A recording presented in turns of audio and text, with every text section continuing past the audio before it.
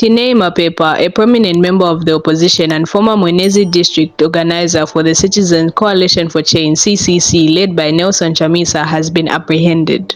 Welcome back to Zim News Live YTS, where we give you latest updates about what's transpiring in Zimbabwe. Before you go any further, don't forget to like, subscribe, and turn on the notification bell so that you don't miss any updates from our channel. Mapepa was summoned to appear at the Masvingo Magistrate Court regarding the Rutenga political upheaval that unfolded last year during the lead-up to the harmonized elections. The altercation occurred when Chamisa supporters clashed with law enforcement on July 23, 2023 at Rutenga, promoting the police to employ tear gas canisters to disperse their waiting CCC supporters.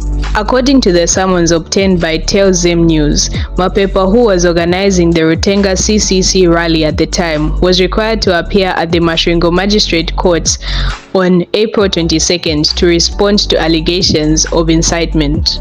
In today's news, Chamisa's ally is arrested over 2023 election incident. Let us know what you think in the comment section down below, and don't forget to like, subscribe, and turn on the notification bell so that you don't miss any updates from our channel.